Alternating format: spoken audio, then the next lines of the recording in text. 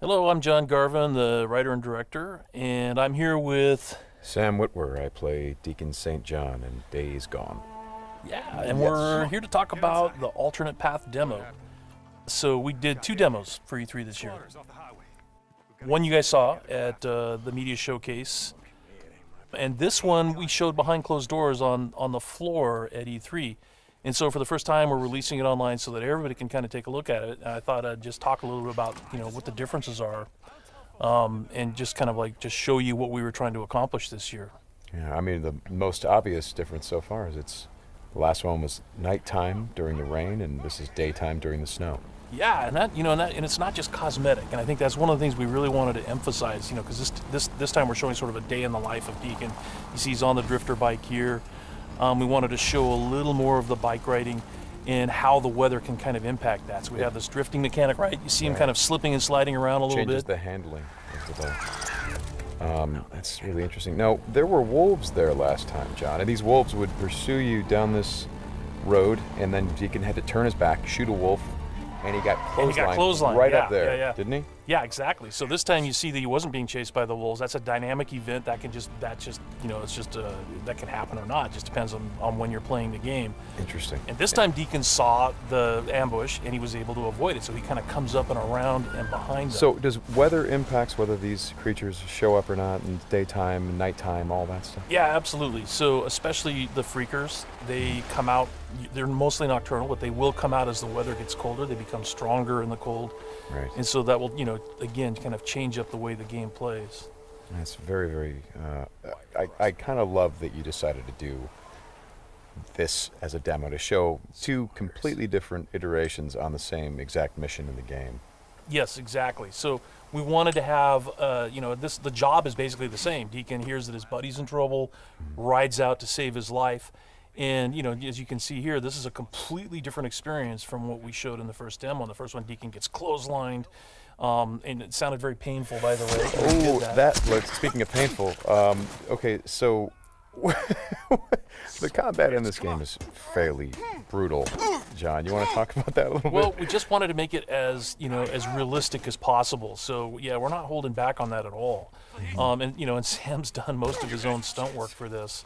And I can tell you that when we're on the performance stage and we're capturing that stuff, we just try to keep it real, right? Right.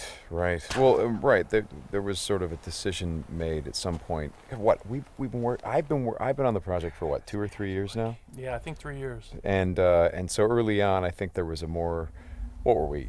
It was more Kurt Russell and sort of a two-fisted thing, and then it turned into, hey, let's take this quite seriously. And what that required is a lot more.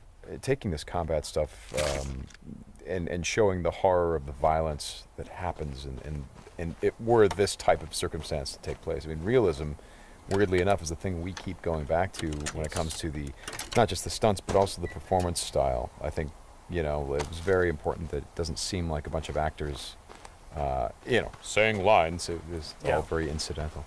And we wanted the world to sort of reflect that as well. So you saw there that, Deacon broke into that emergency vehicle and found some supplies. So this is what we're calling our survival vision. So you saw that earlier when he was looking at Manny's bike on the ground. Mm-hmm. And it's just kind of a way of seeing tracks in the world and sort of imagining what might have happened. Mm-hmm. And here I just wanted to point out that you're seeing in this part of the demo that there are freakers there. There weren't there before because it wasn't snowing. It was, and it was getting lighter out. It wasn't getting darker like it is.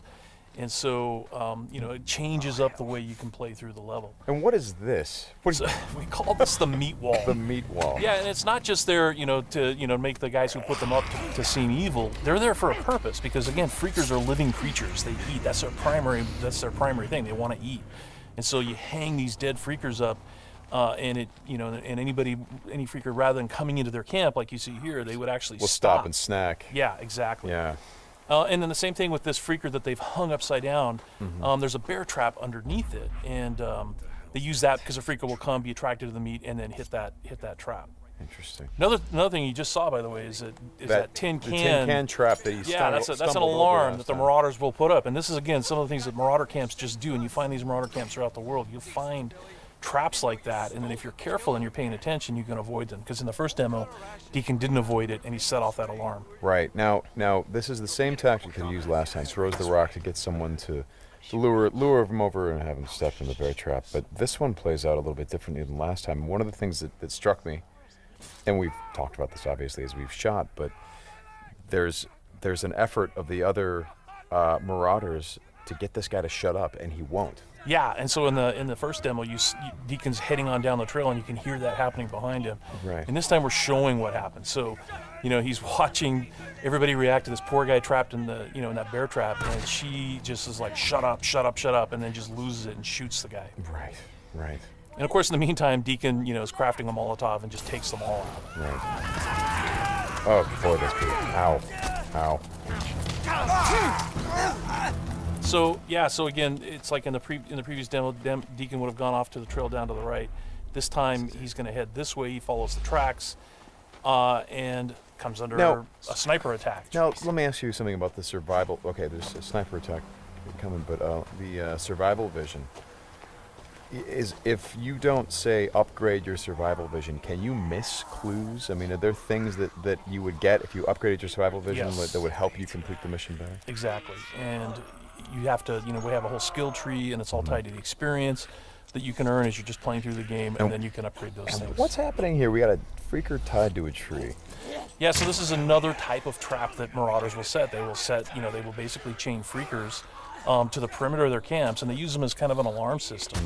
And then that, you saw that marauder there. He was just tormenting the poor freaker, and then so Deacon kind of takes advantage of that.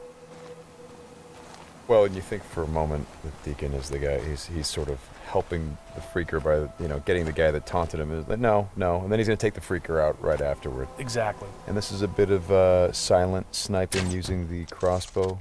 Yeah, so this whole sequence at the end plays out very differently. In the first demo, you saw Deacon use a swarm. He weaponized a swarm, lured them into the camp, and then they kind of did the work for him. There's no swarm in this run-through. Right. So the player really has to go in and use what we're calling our strategic sandbox combat, and that's just, stealth mechanics and setting and using traps, whole arsenal of weapons. You see there's a variety of weapons that Deacon's going to use through this, including the crossbow. He crafts his own bolts.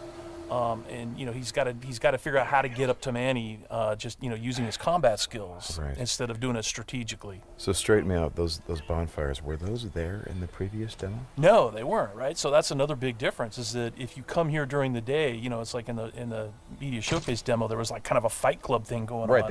They were punching each other, and everybody was just sort of getting into it. Nobody's really paying attention to what's going on. Yeah. And now it's getting dark and it's cold out. So they've built these bonfires. So. And again, it's not just a cosmetic change in the way the... Well, it's cold, right? Yeah, it's because it's cold. They have to build some... So it changes the way the marauders behave in the level.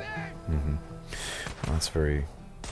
Again, this is part of the reason why I love that you did this as a demo, because the behavior of all of these things, not just the freakers, but the marauders, everything, there's a logic to it. You can track why they're doing the things that they're doing. And you can use it to your advantage in the gameplay. That's kind of what I like about this so much. And that's really what we wanted to showcase this year, is that it's an open world game, and everything you see around here. And again, we're only playing this two different ways. You saw that waterfall way up there off in the distance. There's a bridge that goes in front of that. If you had a sniper rifle and enough ammunition, you could have driven your bike all the way up there. There's trails that go all the way up there, and you could have used your sniper rifle to take out this entire camp, because it would have taken them a while to figure out where the shots were coming from and to get to you. So, that's a different way to play it. There's another way to play it, by the way, where you could have just stealthed in through the entire camp if you had the skills to do it. And you could have just taken everybody out silently, or almost everybody, and then you could have gotten up to where Manny's being held using a different route, and just stealth killed that guy. There's no reason that you have to come in and run and gun it like Deacon is doing here. Hey, how scarce is ammunition? Because I see him switching from a bunch of weapons, and when we saw this demo, when I came in Saudi 83, one of the things that I really enjoyed was I was sitting next to you, and the driver was playing the game, and at some point I saw you shift in your chair and you leaned forward, and I heard you say, "Oh man, uh-oh." And I'm like, whoa, what's going on? He's like, he's going to get killed. I'm like, whoa, oh. And I leaned forward. I was like, oh, I guess there's some real danger. And one of the things was that he was running out of ammunition. And he was trying to go pick up ammo from the dead he was looking for marauders. ammo, But but he I've was seen, under fire. So when we were at E3, we had a whole team with us, and everybody played it slightly differently. So it just shows you that it's not scripted at all. Yeah. And then this Rager bear. Oh yeah, boy. the infected bear. The infected bear. That's, yeah. That's not what you want to see. Well, we thought that would be a good way to end the demo, is to show that it's just one, for Deacon's life. It's just one darn thing after another. Yeah. Right? You're going to save your buddy. You get clotheslined. You get attacked by wolves, or you think you're finally done. You rescued you've gone through all this stuff, and then suddenly, Rager bear. Right.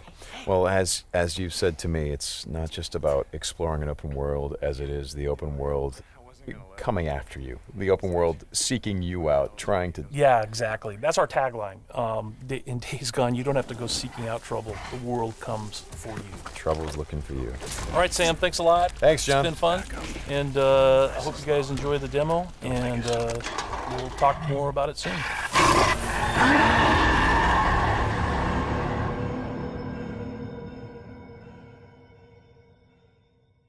PlayStation